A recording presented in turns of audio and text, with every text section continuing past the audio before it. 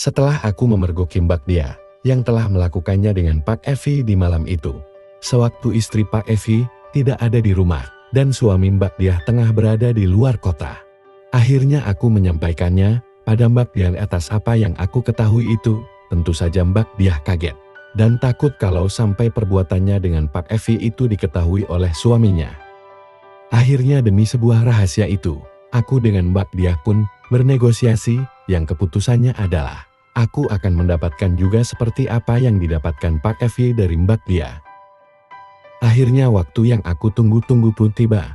Malam itu rencana yang sudah aku dan Mbak Dia buat. Setelah cukup larut, aku pun melangkahkan kakiku menuju rumah Mbak Dia.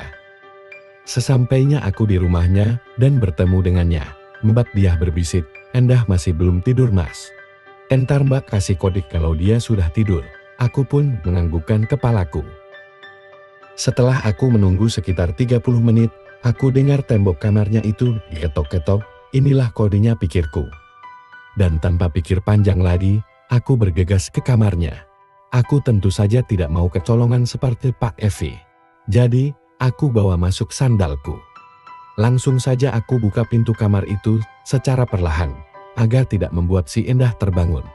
Pemandangan yang disuguhkan di dalam kamar itu sungguh membuatku terpana. Mbak Dia ternyata sudah siap menyambut kedatanganku. Sebenarnya aku sudah sering melihat sebagian keindahannya itu ketika dia sedang menjemur pakaian ataupun menyapu di halaman rumahnya. Tapi malam ini sungguh sangat menarik bagiku. Mbak Dia hanya tersenyum manis pada saat aku semakin mendekatinya. "Sudah siap," ucapnya dengan tersenyum senang. Mungkin gurauku sambil terus mendekat. Langsung saja aku pun memulainya, yang disambut dengan sukacita oleh Mbak Dia. Dengan sedikit tidak sabaran, aku berusaha menyingkirkan apa saja yang aku anggap akan menghalangi pekerjaanku malam itu.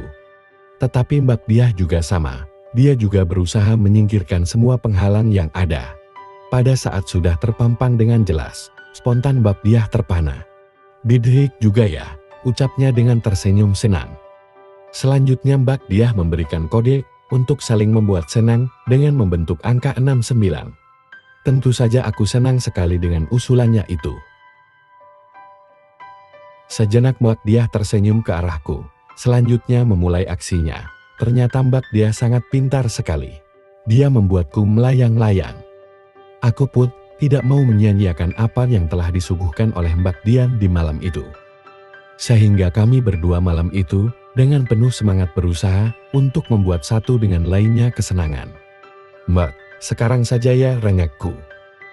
"Sabar sayang, kita punya banyak waktu kok," sahutnya dengan senyum manisnya. Tapi Mbak Dia pun tertawa kecil mendengar rengekanku itu. Akhirnya dengan daya dan upaya, aku pun berusaha agar Mbak Dia segera memintaku untuk menyempurnakannya. Kali ini aku sengaja mengulur waktu dan bermaksud membuat Mbak Dia semakin penasaran.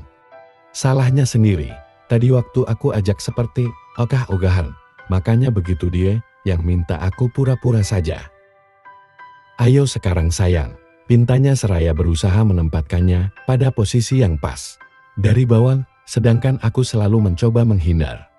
Sehingga Mbak Dia tampak semakin penasaran saja jadinya. "Bantuin dong Mbak," candaku. Mbak Dia pun akhirnya berusaha untuk meraihnya dan menempatkannya pada area yang tepat. Setelah itu Mbak Dia memberiku perintah, karena aku sebenarnya juga sudah begitu ingin sedari kemarin. Akhirnya aku pun mengikuti perintahnya itu. Dalam hatiku aku berkata, aku harus mampu bertahan agar Mbak Dia tidak kecewa. Malam itu aku sangat bahagia sekali, begitupun dengan Mbak Dia. Malam itu aku tidak mau terburu-buru. Jadi aku bergerak perlahan saja. Tetapi dengan caraku itu, ternyata mampu membuat Mbak Dia sangat senang. Sampai akhirnya, "Sayang, Mbak dapat nih," bisiknya. Aku tahu kalau saat itu Mbak Dia itu sedang berada di puncak-puncaknya. "Maafin Mbak ya sayang, Mbak tinggalin mah," ucapnya dengan senyum malu, tapi juga bahagia. "Gak apa-apa Mbak, kan bisa diulang," bisikku. "Pasti sayang, Mbak akan buat Mas bahagia juga malam ini," sahutnya. Begitulah, malam itu Kami pun melanjutkan petualangan indah itu.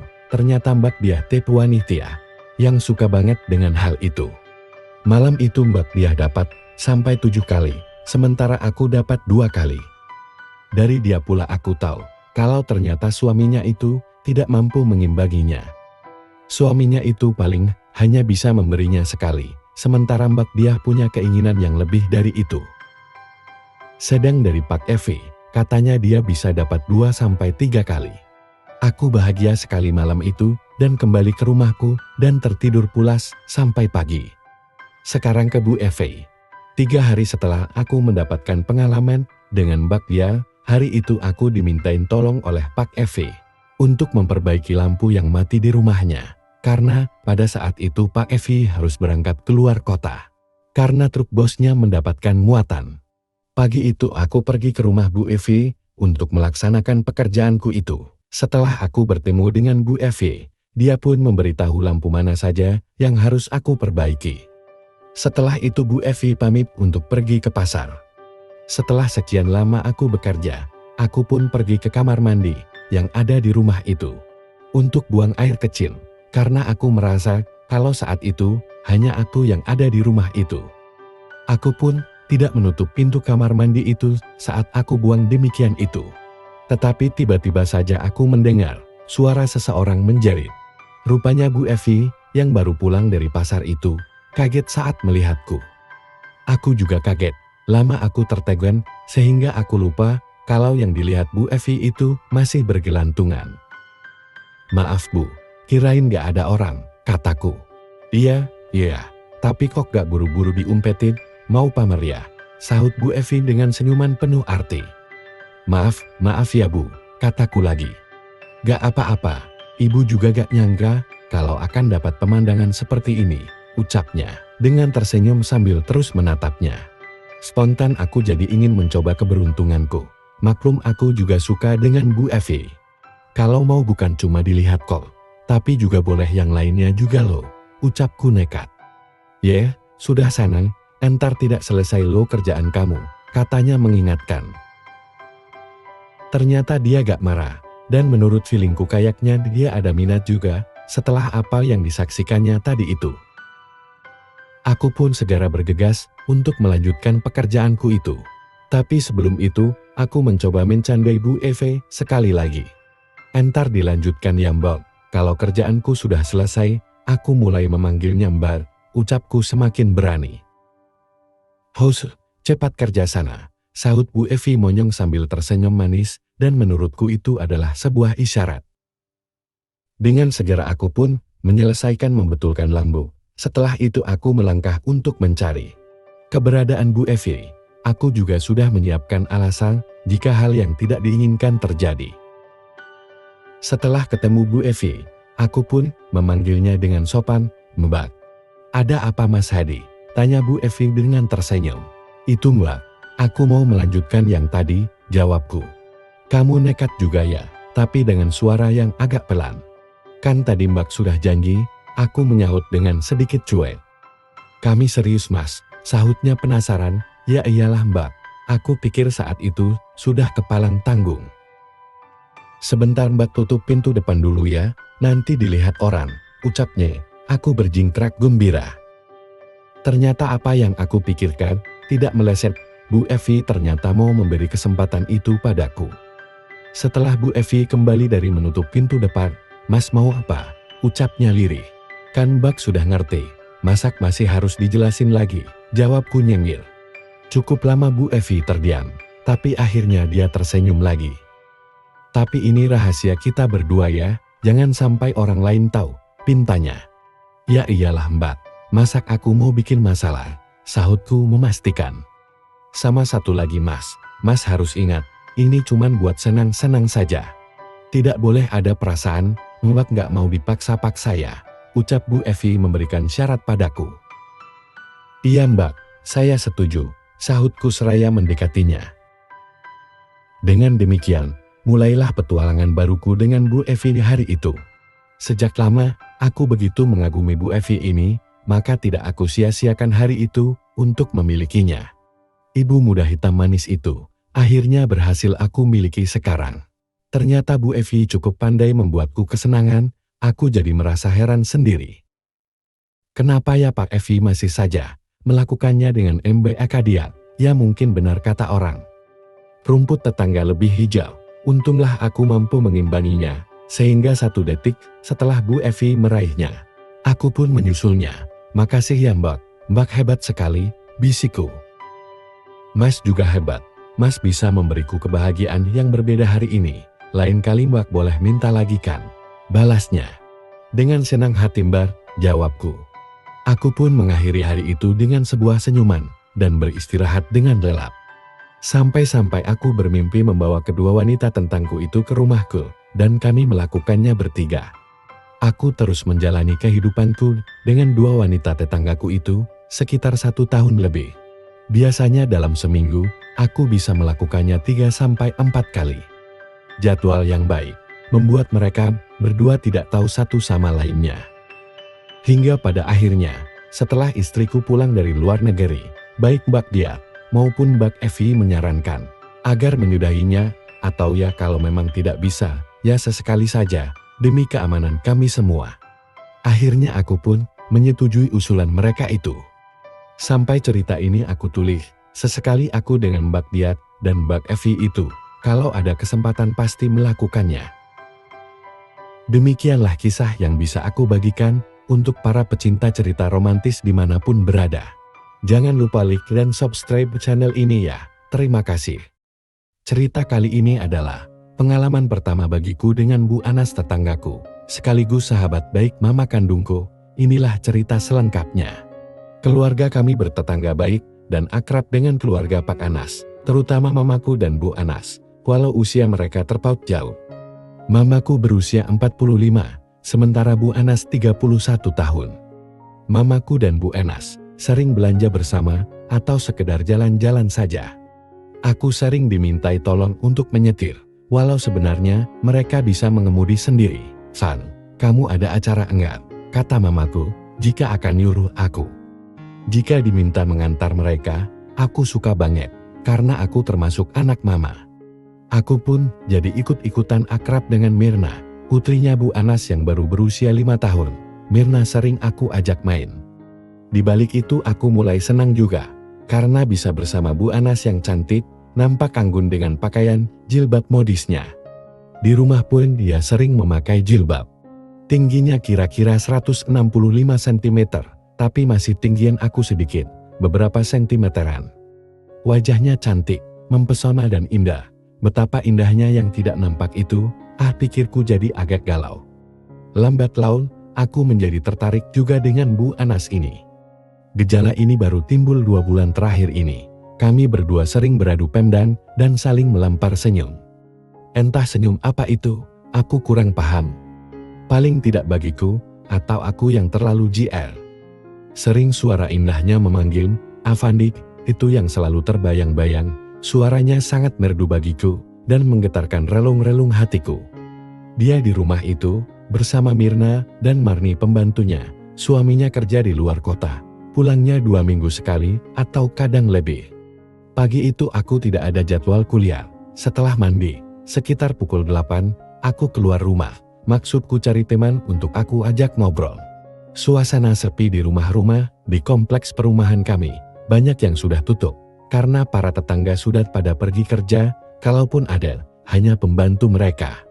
Tetapi Bu Anas, rupanya masih ada di rumah, karena mobilnya masih di carport, mungkin dia belum berangkat kerja. Iseng-iseng aku masuk rumah itu, setelah mengetuk pintu, tak ada tanggapan, aku langsung masuk saja, karena aku sudah terbiasa keluar masuk rumah ini, bila disuruh mamaku, atau sekedar main dengan Mirna. Pagi itu, Mirna sudah pergi belajar di antar Marmi. Di dalam rumah, terdengar suara gemercik air dari dalam kamar mandi. "Siapa ya?" terdengar suara dari kamar mandi. "Aku Bu, Afandin, mau pinjam bacal," jawabku beralasan. "Oh silahkan, ada di bawah meja ya," sahutnya memberitahuku. "Ya Bu, terima kasih," sahutku. Sambil duduk di karpet, aku pun mulai membuka-buka majalah. Aku membayangkan, pasti Bu Anas sekarang ini tengah di bawah shower. Betapa indahnya. Tiba-tiba, Pikiran isengku timbul. Aku pingin mengintainya. Aku pun mulai melangkah dengan berjingkat pelan menuju kamar mandi itu. Tapi ternyata tak ada celah atau lubang untuk aku bisa mengakses ke kamar mandi itu. Dan akibatnya justru detak jantungku terasa bergemuruh, berdetak kencang. Kalau ketahuan, bisa berbenih pikirku. Akhirnya aku batalkan niatku itu dan kembali aku membuka-buka majalah yang ada dengan pikiran terus menerawang kemana-mana. Beberapa menit kemudian, terdengar pintu kamar mandi bergerak. Bu Anas tampak keluar dari kamar mandi, sembari tersenyum dan masuk ke kamarnya. Astaga, apa yang sehari-harinya selalu ditutup rapat, kini hanya memakai handuk dan terlihat oleh kedua mataku dalam jarak yang begitu dekat. Aku pura-pura mengabaikannya, tapi tadi itu sempat kelihatan olehku yang begitu indah. Jiwaku spontan bergetar, lebih keras lagi. Wah, belum apa-apa, sudah begini. Mungkin aku benar-benar masih pemula, pikirku. Rasa hati, aku pingin sekali tahu apa yang ada di kamar itu. Aku pingin menyusulnya. Perhatianku pada bacaan buyar berantakan, fokusku beralih pada yang habis mandi tadi. Dalam kecamuk pikiranku, tiba-tiba Bu Anas menyapa dari dalam kamarnya. "Kamu gak kuliah, Van?" katanya dari dalam kamarnya itu. "Tidak, nanti sore Bu," jawabku gagap. Ya, hari itu memang jadwal kuliahku sore. Mungkin dia tahu kalau aku gugup, malahan dia terus mengajakku ngobrol terus. Mengapa aku tidak ikut masuk saja, pikirku, kan pintunya tidak tertutup rapat. Lalu aku pun nekat mendekati pintu kamarnya dan menjawab omongannya di dekat pintu. Semakin lama, rasa penasaran itu semakin besar. Kemudian aku dorong pintunya dengan perlahan, walau agak ragu-ragu. "Masuk saja, enggak apa-apa kok Van," katanya. Hatiku bersorak karena dipersilahkan masuk. Dengan sikap sesopan-sopannya dan pura-pura agak takut, aku pun melangkah masuk. Dia tampak sedang mengeringkan rambutnya dengan hair dryer di depan meja rias. "Duduk situ lo Van," pintanya sambil menunjuk ke tempat tidurnya. "Iya, ibu enggak ke kantor?" tanyaku sambil duduk persis menghadap ke cermin meja rias itu. "Nanti, jam 10-an, aku langsung ke balai kota. Ada audiensi di sana, jadi agak siang," katanya lagi. Sesaat kemudian, dia menyuruh aku membantunya mengeringkan rambutnya dan sementara tangannya mengurai-urai rambutnya. Kembali aku gemah tuar, memegang hair dryer itu. Apalagi tersebar aroma segar dan wangi dirinya. Dengan posisiku saat itu, aku bisa melihat keindahan-keindahan yang hanya sedikit-sedikit itu, tetapi itu sudah mampu membuat jantungku semakin berdebar. Tanpa sengaja, tanganku menyenggol bahunya. Tuing, seketika itu rasanya perasaanku seperti disengat aliran listrik tegangan 220 volt. "Maaf Bu," ucapku terbata-bata. "Enggak apa-apa, kamu pengangin ini juga boleh, daripada kamu lirik-lirik, sekalian pegang saja," katanya sambil menuntun tangan kananku ke arah. Apa yang sedari tadi, begitu aku kagumi. Tentu saja aku jadi salah tingkah, jadinya. Rupanya, Bu Anas tahu lewat kaca rias, bila aku terus memperhatikan itunya. Aku menjadi gemetar, antara ya dan tidak, aku gemetaran mengikuti perintahnya itu. Maklum baru kali ini, seumur-umur aku mendapatkan kesempatan itu. Beberapa saat kemudian, Bu Anas beranjak dari tempat duduknya, sambil berkata, "Kamu sudah pernah sun pacarmu belum?" tanyanya mengagetkanku. "Agi, ibu ada-ada saja. Malu, kan?" sahutku. "Ngapain malu? Kamu sudah cukup umur loh." "Berapa umurmu?" tanya Bu Anas. 21 Bu, sahutku. "Sudah di US itu, kalau belum pernah, mau ibu ajari. Gini loh caranya," ucapnya sambil meletakkan tangannya pada bahuku.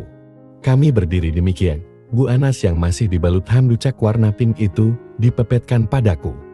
Wanita cantik ini memandangku cukup lama, penuh pesona.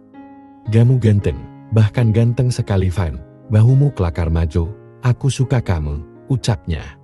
"Sejak kapan Bu?" kataku di tengah getaran debar jantungku. "Sejak kamu suka melirik-lirik aku Van," sahutnya. Aku menjadi tersipu malu. Memang aku diam-diam mengaguminya juga, dan suka melirik perempuan energik ini. "Ya sebenarnya, aku mengagumi ibu juga," kataku terbata-bata. "Tuh kan, Apanya yang kamu kagumi? Ucapnya lembut. Ye, Bu Anas kan wanita karir, cantik lagi, kataku. Klop ya, ucapnya sambil secepat jet, membuatku terbang. Aku pun mulai berani memberikan balasan atas apa yang diberikan oleh Bu Anas itu padaku. Karena serunya kegiatan kami itu, tanpa terasa Hambucak itu lepas, tapi Bu Anas tidak memperdulikannya. Rasanya aku tidak percaya dengan kejadian yang aku alami pagi itu. Aku mencoba mencubit kulitku sendiri, dan ternyata sakit. Inilah kenyataannya, bukan mimpi. Bisa dibayangkan betapa seorang remaja laki-laki berhadapan langsung dengan perempuan cantik dalam keadaan seperti itu di depan mata. Aku memang sering melihat foto-foto di internet, tapi kali ini di alam nyata dan luar biasa indahnya. Perempuan mantan pramugari pesawat terbang ini terus memberikan pembelajaran yang belum pernah aku dapatkan mata kuliahnya selama di kampus. Spontan saja keinginanku pun semakin tinggi. Akhirnya aku pun berusaha untuk menyelesaikan mata kuliah baruku itu dengan penyempurnaan. Tetapi dasar aku memang belum pengalaman, beberapa kali mencoba, terus saja gagal dan gagal. Perempuan dengan deretan gigi indah itu malah ketawa gele. Melihat kesulitanku itu, aku menjadi kesal dan malu. Tolonglah Bu, gimana caranya ini, pintaku. Kamu keburu-buru, tapi tak tahu caranya, ucapnya masih dengan ketawa. Kemudian Bu Anas meraihnya dan menuntunnya. Selanjutnya aku ikuti petunjuknya, dan seketika itu pula lah, aku seolah-olah memasuki suatu tempat yang begitu mempesona, nyaman, dan menakjubkan. Aku ikuti terus semua arahannya, karena aku memang benar-benar masih awam soal yang satu itu. Setelah beberapa lama, Bu Anas bergerak sedikit aneh, dan ternyata dia telah mendapatkannya. Aku terpana dengan pemandangan itu, bagaimana tingkahnya saat mencapai puncaknya, benar-benar mengasihkan, wajahnya merona merah jambu.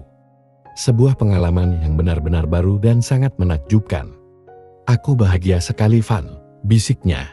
Sekarang lakukan kayak yang aku contohkan tadi, katanya lagi. Kemudian aku pun kembali mengerjakan apa yang diarahkan olehnya. Sekitar 15 menit kemudian, secara bersama-sama, aku dan Bu Anas pun sampai di puncak itu. Betapa mempesonanya perempuan ini, walau lebih tua dari aku, Bu Anas sangat mempesona. Aku memang pernah mengeluarkan air itu, tapi dengan cara ritual atau mimpi. Tapi kali ini, benar-benar nyata dengan seorang wanita cantik yang sudah lama aku impi-impikan. Setelah beberapa menit kemudian, aku melihat jam di dinding yang sudah menunjuk pukul 9.16. Astaga, berarti barusan itu 1 jam lebih, dan segera aku pergi ke kamar mandi dan diikuti Bu Anas. Terima kasih ya Van, ucapnya dengan senyum manisnya. Sama-sama Bu, sahutku. Setelah berbenar, kemudian aku segera keluar rumahnya, karena takut kalau Marme dan Mirna pulang. Sore harinya, selama mengikuti kuliah, aku tidak konsentrasi pada dosen. Aku selalu teringat kejadian tadi pagi itu, betapa peristiwa yang menyenangkan itu berlangsung begitu indah dan membahagiakan. Padahal hari-hari sebelumnya, mendapat senyumannya dan melihat wajahnya yang cantik saja, aku sudah senang. Tapi kini, aku telah merasakan semuanya. Sebuah pengalaman yang benar-benar baru, sekaligus mengasihkan. Lalu aku pun menulis pesan SMS ke Bu Anas. Gimana Bu Anas? Lanjutkan, pesanku untuk Bu Anas. Kapan sayang? Jawabnya. Lalu kami pun sepakat, malam ini dilanjutkan kembali. Malamnya mamaku dan papaku pergi keluar rumah pukul 19 karena ada acara di kantor papa. Sebelum berangkat, aku pamit ke mamaku dan aku beralasan pada mamaku untuk mengerjakan tugas di rumah teman. Mungkin kalau kemalaman, aku tidur di sana Ma, kataku pada mamaku. Semula mamaku keberatan, tapi akhirnya mengizinkan. Aku sudah tidak sabar, ingin segera pergi ke rumah Bu Anas. Tapi Bu Anas malah bilang, kalau aku disuruh datang nanti, setelah Mirna dan Marmi tidur, rasanya menunggu kayak setahun. Sekitar pukul 9 malam, ada SMS masuk dari Bu Anas. Mereka sudah tidur, kemarilah sayang. Aku berangkat Yamin, ucapku pada pembantuku, taunya dia, aku akan pergi ke rumah temanku. Gak pakai motor Mas, tanya Mimin. Dijemput temanku di ujung jalan, kataku. Malam itu germis, aku berangkat ke rumah Bu Anas, tapi jalanku melingkar lingkungan dulu, untuk kamuflas, agar Mimin tidak curiga. Setelah mengambil jalan melingkar, aku langsung masuk rumah, dan disambut oleh Bu Anas, dan langsung masuk kamarnya. Nyonya rumah itu kemudian mengunci pintu, mematikan lampu tengah, dan masuk kamarnya. Mirna tidur di kamar sebelah, sedang Marmi tidur di kamar belakang dekat dapur, dan akses ke ruang utama dikunci juga, sehingga cukup aman. Lampu meja, kamar, masih menyala redup. Bu Anas masuk kamar, dan mengunci pintu dengan hati-hati. Dia membangkang tangannya, aku segera berjalan mendekatinya. Kami seperti sepasang kekasih yang sudah lama tidak ketemu. Malam itu aku semakin tahu, bahwa ternyata Bu Anas yang selalu ditinggal keluar kota oleh suaminya itu, selalu kekurangan asupan gizi. Sehingga malam itu, Bu Anas tidak mengenal lelah, terus-terus minta, lagi dan lagi. Untung saja aku baru sekali itu, mendapatkan hal itu, sehingga aku pun, tentu saja dengan semangat 45, terus menyambutnya dengan sukacita. Sejak saat itu, hubungan rahasiaku dengan Bu Anas, semakin erat terjalin. Kalau kami sudah sama-sama ingin, dan tidak ada kesempatan di rumah itu, maka Bu Anas pasti mengajak aku pergi ke hotel. Rasanya aku tidak bosan-bosannya menjalani hubungan ini bersama Bu Anas. Kini Bu Anas bertambah putra, Dava namanya, yang berumur 4 tahun, mungkin saja dia itu hasil tanamku. Sementara lakon itu kini masih berlangsung. Demikianlah pengalamanku dengan Bu Anas, tetangga sebelah rumahku itu, tamat. Semoga teman-teman semua terhibur dengan kisahku ini. Jangan lupa like dan komen ya. Sekian dan terima kasih.